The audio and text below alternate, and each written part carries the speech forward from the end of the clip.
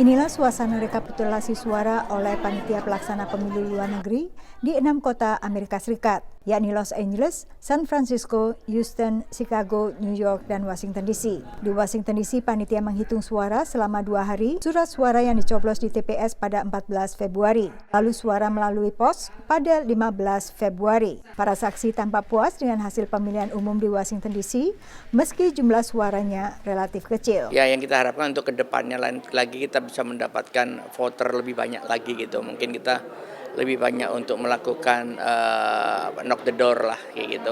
Lagi karena transparan banget ke PPL, anggota PPLN-nya. Kalaupun ada surat sah tidak sah ya seperti biasa lah ya, kayak coblosnya ke sana di luar kotak gitu-gitu sih.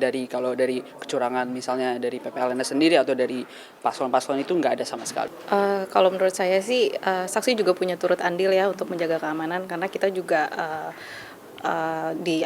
diperbolehkan untuk melihat semuanya gitu. Dari awal tadi buka pintu suara kan pintunya dikunci pakai pin segala macam. Sama sekali di sini dan juga teratur. Lagipun kalian kan sudah ada di sini dan menyerahkan dari kemarin dari tanggal 10 itu.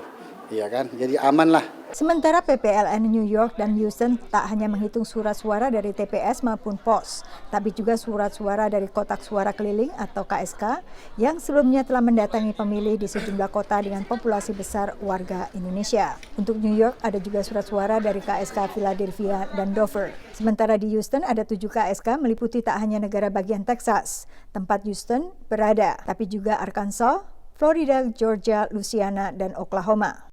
Untuk penghitungan surat suara dari TPS pada tanggal 14 Februari, yang dihitung hanya surat suara yang diterima pada hari pencoblosan di TPS dan juga surat suara dari kotak suara keliling.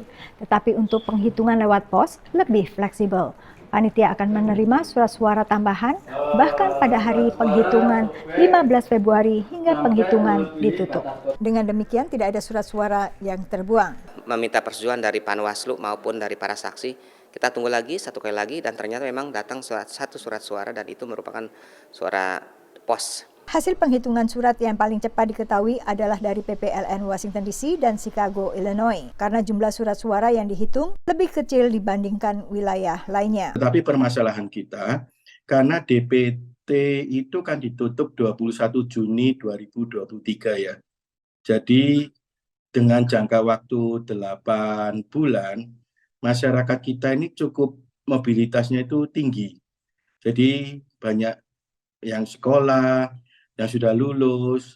Sementara PPLN lain perlu waktu lebih lama karena banyaknya jumlah surat suara dari pos yang baru mulai dihitung Kamis waktu setempat. Demikian laporan tim VOA.